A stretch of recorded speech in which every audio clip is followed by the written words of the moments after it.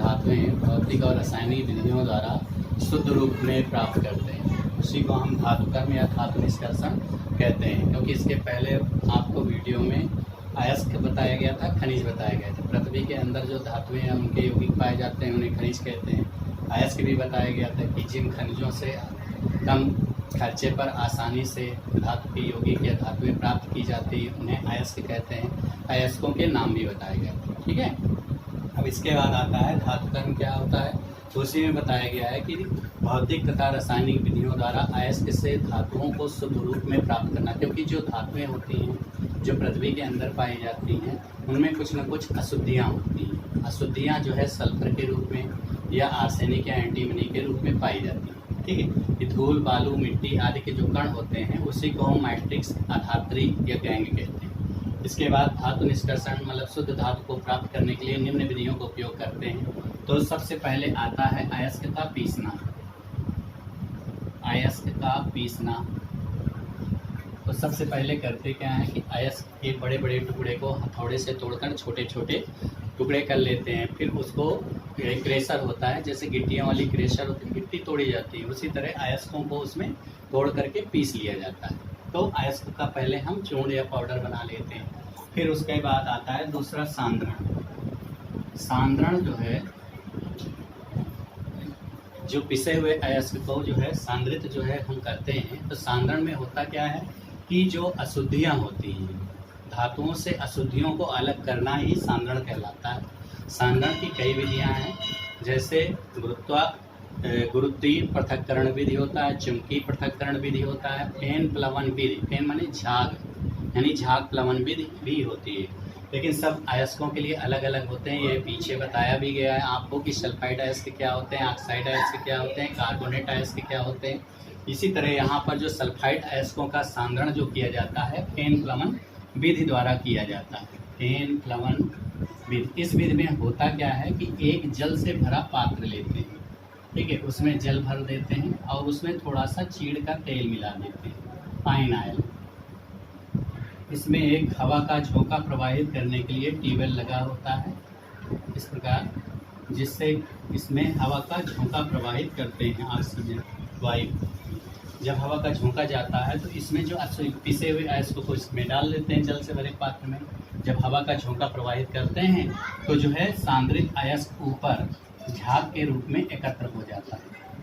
ये क्या है, सांद्रित अयस्क। और जो अशुद्धियाँ होती हैं वो नीचे तली पर एकत्र हो जाती है इस प्रकार। ये क्या है, अशुद्धियाँ हैं। ठीक है, फिर इसमें तो ये मेन विधि है जो फेन प्लवन विधि है। ऐसे तो बहुत सारी विधियां हैं सांद्रण की, लेकिन सल्फाइड अयस्कों का सांद्रण हम फेन प्लवन विधि द्वारा करते हैं। फिर इसके बाद आता है भर्जन। भर्जन को हम जारण भी कहते हैं। भर्जन और निस्तापन दो चीज़ें होती हैं इसमें। देखिए दोनों में अंतर क्या है पूछा जाता है। रोस्टिंग एंड कैल्सिनेशन, भर्जन और निस्तापन दोनों पूछे जाते हैं, अंतर क्या है। तो देखिए भर्जन क्या होता है, ऑक्सीजन की उपस्थिति में उच्च ताप पर बिना पिघलाए जो क्रिया होती है उसको भर्जन कहते हैं। और ऑक्सीजन की अनुपस्थिति में उच्च ताप पर बिना पिघलाए जो क्रिया होती है वो निस्तापन कहलाता है। यानी ऑक्सीजन की उपस्थिति में जो क्रिया होती है वो भर्जन कहलाता है, ऑक्सीजन की अनुपस्थिति में जो क्रिया होती है वो निस्तापन कहलाता है। लेकिन उच्च ताप दोनों में होता है और बिना पिघलाए ये क्रियाएं होती हैं। अब देखिए भर्जन और निस्तापन के लिए एक हम भट्टी लेते हैं, उसको कहते हैं परावर्तनीय भट्टी। क्वेश्चन आता है कि भर्जन किस भट्टी में किया जाता है, तो परावर्तनीय भट्टी में भर्जन किया जाता है। इसमें सल्फाइड अयस्कों का, अब इसमें करते क्या हैं, जो भर्जन होता है तो एक भट्टी होती है परावर्तनीय भट्टी, इस प्रकार की बनी होती है।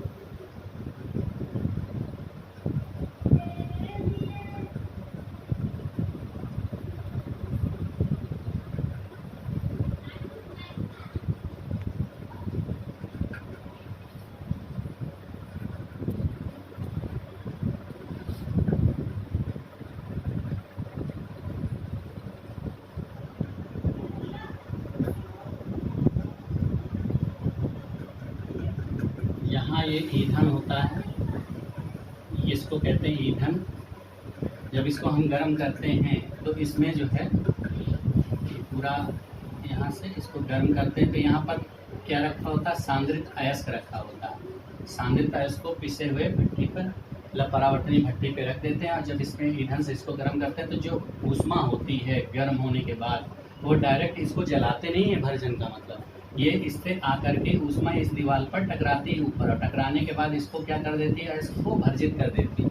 और अयस्क क्या हो जाता है, भर्जित हो जाता है, और जो अशुद्धियाँ जो गैसें वगैरह होती हैं वो ऊपर जो है व्यर्थ गैसों के रूप में निकल जाती हैं, जैसे सल्फर डाइऑक्साइड वगैरह। तो परावर्तनी भट्टी में क्या करते हैं, हम जो है भर्जन करते हैं, मतलब अयस्क को हम जला ना करके उसको हम क्या करते हैं, परावर्तनी भट्टी होती है, ऊष्मा इस दीवार से टकराती है और अयस्क आपका क्या हो जाता है, भर्जित हो जाता है। इसके लिए कुछ समीकरण, भर्जन के रासायनिक समीकरण पूछे जाते हैं। तो जैसे मान लीजिए आपने कोई अयस्क लिया, कॉपर पायराइड लिया, CuFeS2 होता है। अब इसको भर्जन का मतलब ऑक्सीजन की उपस्थिति में O2 से क्रिया कराओगे तो क्या बनाएगा, Cu2S FeS प्लस SO2, ठीक है, फिर 2S FeS तथा SO2 बनता है, ठीक है। इसमें जो है बैलेंस कर लेते हैं। फिर ये जो कॉपर सल्फाइड और फेरस सल्फाइड है ना, इनको फिर से ऑक्सीकृत किया, तो कॉपर पायराइड को ऑक्सीकृत किया गया है। बैलेंस करेंगे तो यहाँ पर 2 लग जाएगा, 2 आगे यहाँ लगा देंगे, ठीक है। फिर इसके बाद S कितने हैं, 4 हैं, तो यहाँ पर 2 है, 2 ये लग जाएगा, बैलेंस हो गया। यहाँ पर लग जाएगा ऑक्सीजन 4 और 2 लग जाएगा। तो इस प्रकार इसको बैलेंस भी करते हैं, ऐसा नहीं इस समीकरण। तो ये अयस्क है, इसको हमने क्या किया, ऑक्सीजन के साथ क्रिया कराई यानी भर्जित किया, तो क्या बना आपका सल्फर डाइऑक्साइड। ये क्या है, व्यर्थ गैस हो गई जो वातावरण में निकल गई। अब ये कॉपर सल्फाइड और फेरस सल्फाइड जो मिश्रण है इसको फिर से ऑक्सीकृत करते हैं, Cu2S और FeS, इनको ऑक्सीकृत करते हैं तो बनता है Cu2O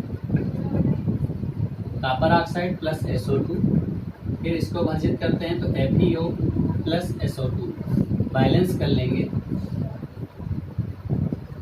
इस प्रकार, ये बैलेंस हो गया।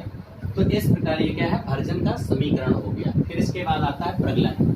प्रगलन जो है किस भट्टी में करते हैं, वात्या भट्टी में करते हैं। देखिए प्रगलन क्या होता है, जो भर्जित अयस्क होता है उसमें कोक या गालक मिला करके उसे उच्च ताप पर क्या करते हैं, पिघलाते हैं।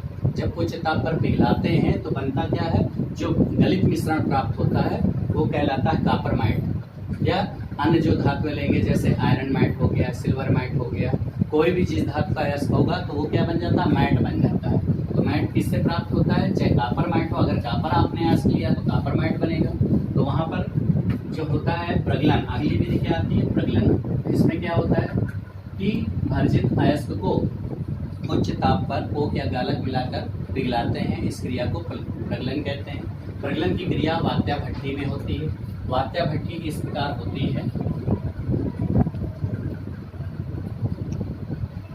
बनी होती है।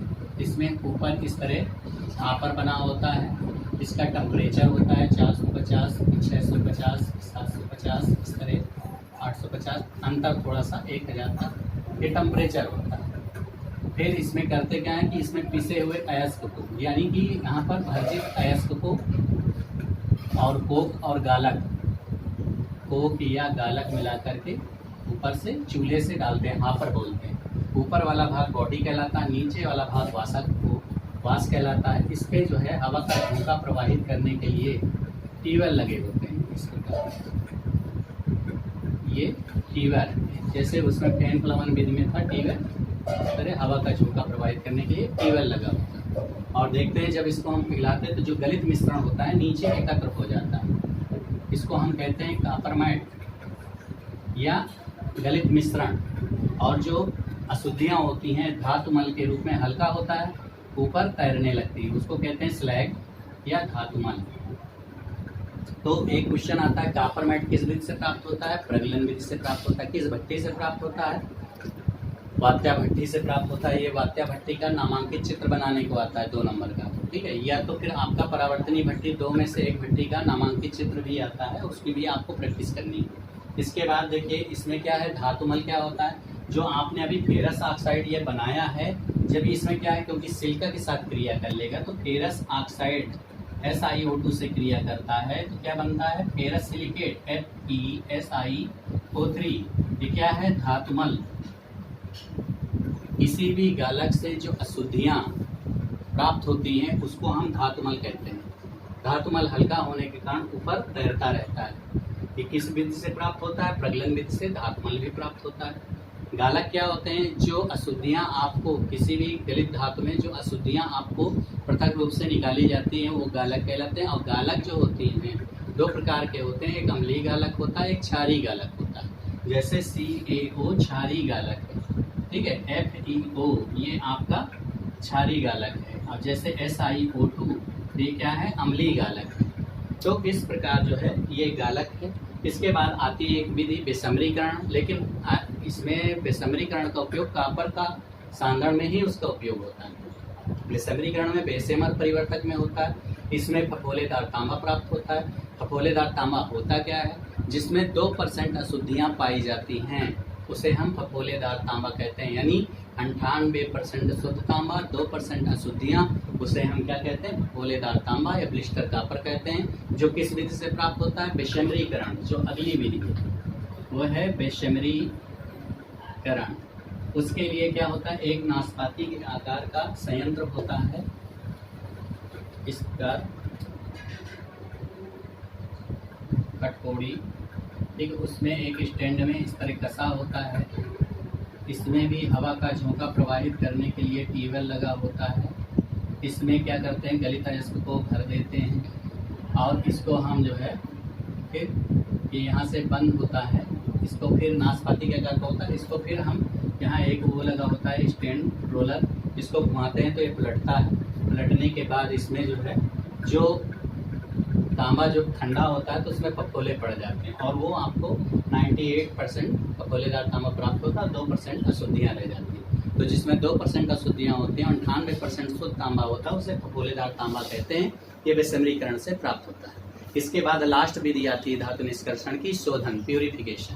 तो प्यूरिफिकेशन में करते क्या है कि इसकी मेन विधि होती है वैद्युत अपघटनी विधि।